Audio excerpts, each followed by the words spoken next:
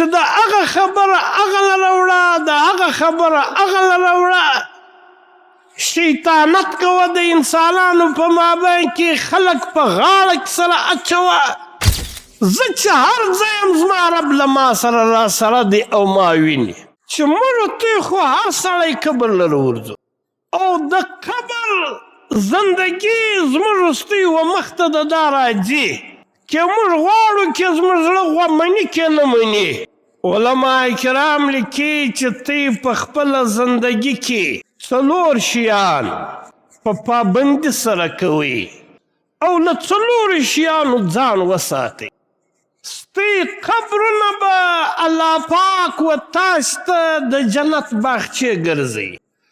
اول دا چې لمونځ په پابندي سره کوئ، د لمونځو اهتمام کوئ، لمونځونه زده کړئ.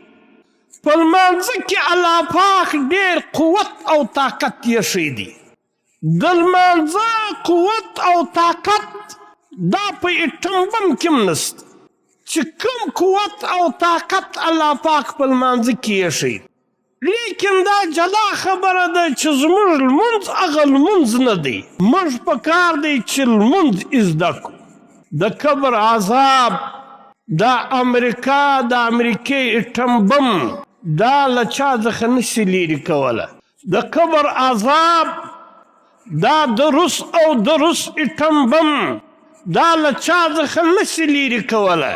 لیکن دغه لمونځ دا له انسان څخه عذاب قبر لرې کوي. نو تی پر ایمان ووایاست چې د لمانځه قوت او طاقت د امریکې تر اټم بم نه دی زیات. علما کرام لیکي چې تی 4 اعمالو اهتمام وکړي. یو لمونځونه په پابندي سره کوي، دویم د قرآن کریم تلاوت کوي، دریم صدقې کوي، خیراتونه کوي او د الله پاک ذکر کوي. له 4 شیانو څخه ځان وساتئ. تی به د عذاب قبر څخه محفوظ یاست. یو دروغ مه وایاست، دروغ څخه ځان وساتئ. دا رښتیا ویل دا انسان ته نجات ورکوي، او دروغ دا انسان په هلاکت کې اچي. نو یو له دروغو څخه ځان ګورئ، او دویم له خیانت څخه چې انسان خیانت نه کوي. په کاروبار کې، په تجارت کې، په معاملاتو کې خیانت له خپلې زندګۍ څخه وباسي. سچایي او صداقت دا په زندګي کې خپله کړي. او دریم چغلخوري چې د هغه خبره هغه لره وړه، د هغه خبره هغه لره وړه. شیطانت کوه د انسانانو په مابین کې، خلک په غاړه کې سره اچوه. دې ته چغلخوري وایي. نو تی یو له دروغو ځان وساتئ، دویم له خیانت ځان وساتئ، دریم له چغلخورۍ څخه ځان وساتئ، او څلورم له بولو څخه ځان وساتئ. چې دا بول کوي د دې له څاڅکو څخه، ځکه نبي علیه الصلاة وسلام فرمایي چې تی له بولو څخه ځان ساتئ. عذاب قبر دا له دې بولو څخه پیښیږي. لہذا زموږ وروستۍ په زندګي کې 3 ډېرې اهمې ورځې دي.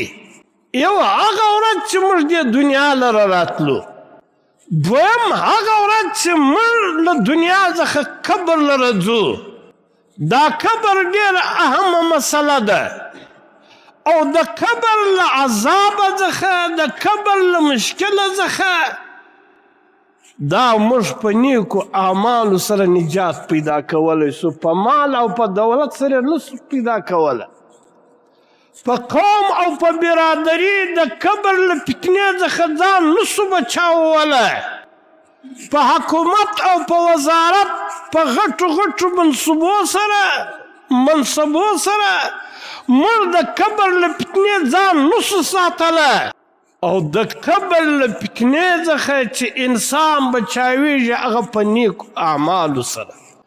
او نیک اعمال هغه وخت کیږي چې زموږ رب یاد له ګناهو څخه ځان ساتل هغه وخت کیږي چې زموږ رب یاد او زموږ دا یقین یې زه چې هر ځای یم زما رب له ما سره راسره دی او ما ویني هو معکم اینما کنتم تاسې چې چیرې یاست ستاسې رب له تاسې سره ملګری دی